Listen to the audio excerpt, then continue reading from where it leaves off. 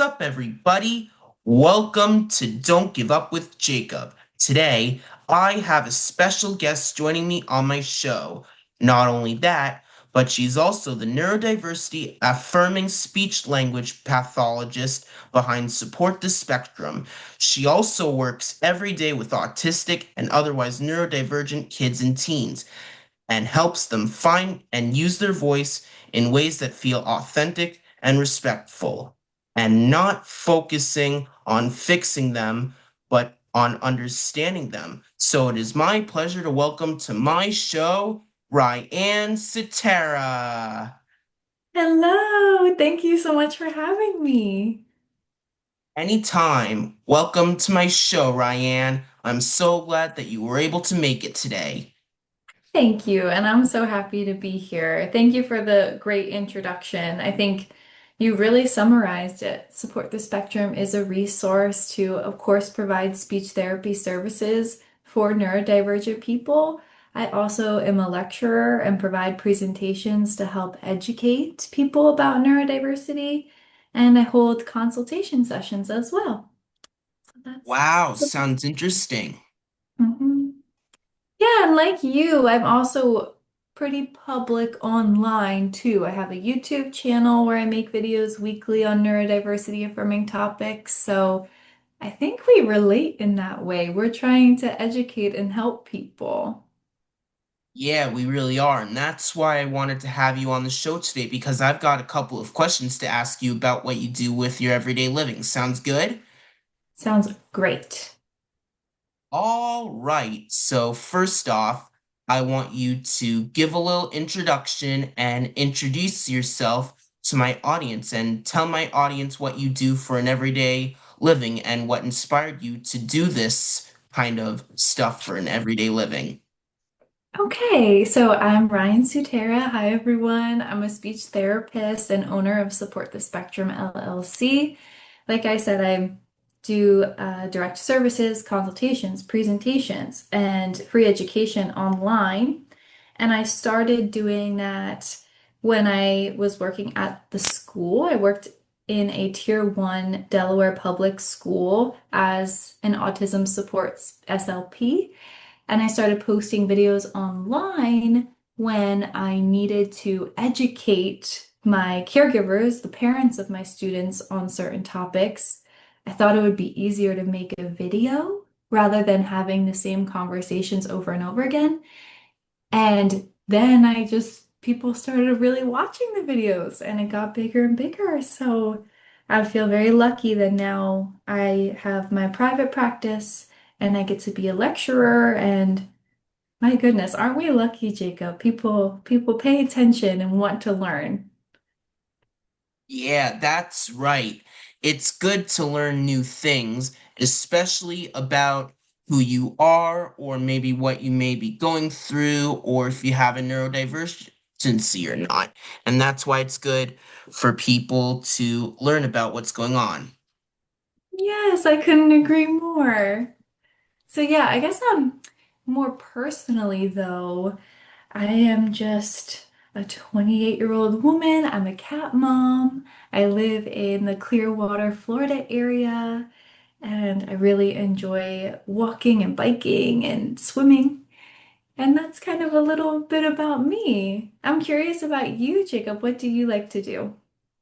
Well, there are a lot of things I like to do with my everyday life, such as I like riding the exercise bike in my house, I like to draw, and I like to listen to music. It's really soothing and relaxing for me, and just things that I've been doing every day, even in my early life. That's how much I love it.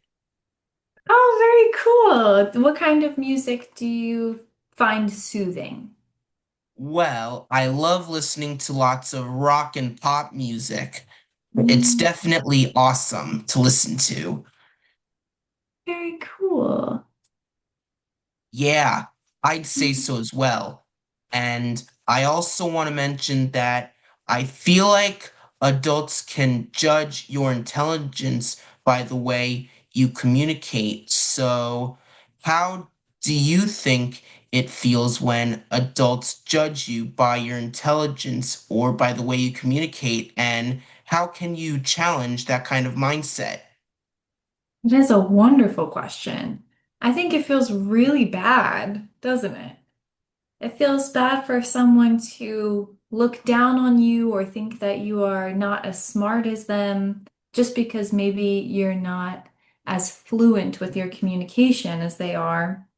And I see that every day in my practice because I work with a lot of non-speaking and minimally speaking people. And hear it here first, breaking news. Non-speaking people have rich, deep inner voices and inner minds, and they are communicating clearly in their minds, right? I don't know if you experienced that earlier on in your life when you weren't communicating the way you wanted to be.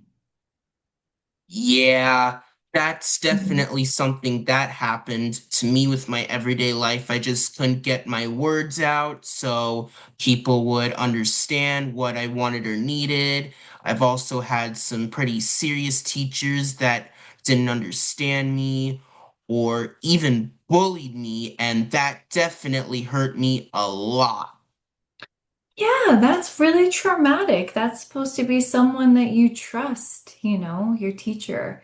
So I'm sorry that happened to you. That's one of the main reasons why I started Support the Spectrum, so teachers can learn. Just because someone isn't communicating the way you expect them to, doesn't mean that they don't have intellectual, deep thoughts, right? Yeah, I 100% agree. Even if people don't communicate exactly how you expect, doesn't mean that they are true weirdos. It just means they're different, and that's what everybody should understand. Everybody is different no matter what. Yeah. So did you go through speech therapy services? Oh, you bet I did, especially in my younger days and at school as well. Okay, did you enjoy that experience? Yeah, I'd say so. It was pretty interesting. They taught me with a lot of songs and games. That was definitely a great way to help my communication grow and expand. Cool. I like learning about that. That's awesome. Yeah, I do too. And now I'm gonna ask you, what does choosing compassion over compliance actually look like in everyday school situations? Wow, that's a great question. Yeah, so I am lucky enough that my therapy services are not compliance based at all. I don't expect anyone to follow directions exactly as maybe they're laid out because people might have a brain to body disconnect. They might have motor planning issues that prevents them from saying things accurately or doing things accurately. It's not because they don't want to follow directions, it's that they just can't access the motor plan at that time.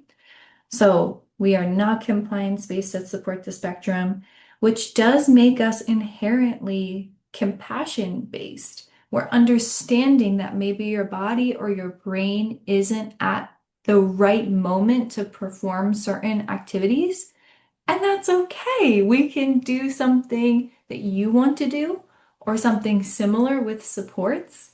We can always pivot because Support the Spectrum slogan is meet people where they are, not where you expect them to be. Wow.